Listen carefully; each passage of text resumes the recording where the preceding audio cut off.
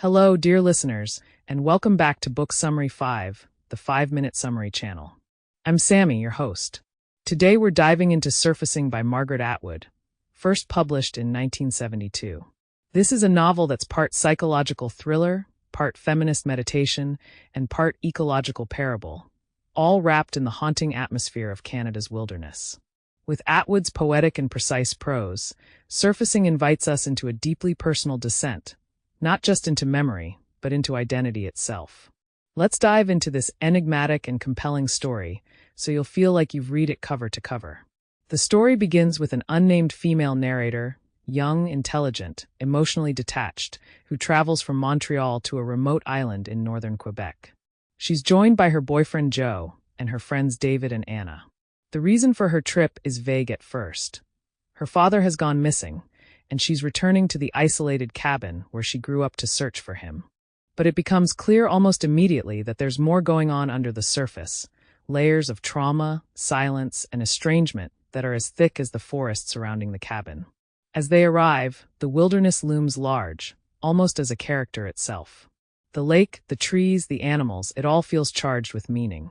And while the group is ostensibly there to help, tensions rise quickly. David is brash and manipulative, obsessed with filming everything for a documentary he calls random samples. Anna, his wife, is fragile, constantly trying to maintain her beauty to please him. Joe, the narrator's boyfriend, is quiet and brooding, but emotionally distant in ways that mirror her own detachment. In the midst of these strained relationships, the narrator searches for clues about her father's disappearance. His cabin is in disarray, his notes are cryptic, and the local villagers are suspicious and closed off. As she combs through his belongings and retraces his steps, she begins to feel his presence everywhere, watching, guiding, or perhaps warning her. But what begins as a search for her father quickly shifts into a much deeper confrontation with herself. We learn that the narrator has a failed marriage behind her and that she lost a child, though the details remain murky, obscured by denial and emotional repression. She's haunted by the ways she's been shaped by the expectations of others, by men, by society, by her own refusal to acknowledge her pain. The wilderness begins to mirror her psyche, vast, tangled, raw, and sometimes terrifying. As her connection to civilization frays, she becomes increasingly alienated from the others. Joe's attempts at closeness feel clumsy and invasive.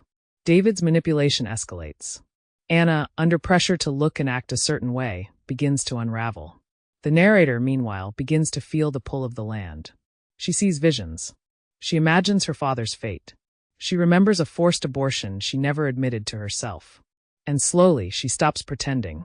The disconnection from modern life becomes deliberate, almost spiritual.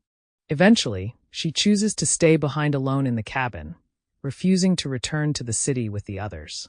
In a kind of mental and physical breakdown, or perhaps a breakthrough, she sheds her old self. She stops speaking.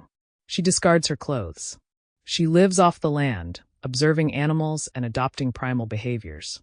She becomes feral in some ways, but also deeply intuitive. Her inner voice begins to return, not logical, but instinctive and wild. This transformation is painful, strange, and liberating. She comes to understand that she has been complicit in her own erasure, that she's allowed others to shape her story and silence her voice. Now, by stripping away everything artificial, she's finding a new version of herself. Not defined by others. Not detached. Not ashamed. But a live animal elemental. By the end of the novel, she decides to return to society, not as the woman she was, but as someone newly aware of her power. She walks away from the cabin and heads back toward the city. There's no neat resolution, no happy ending. But there is clarity. There is a sense that she is now grounded in her own truth, no longer a ghost of herself.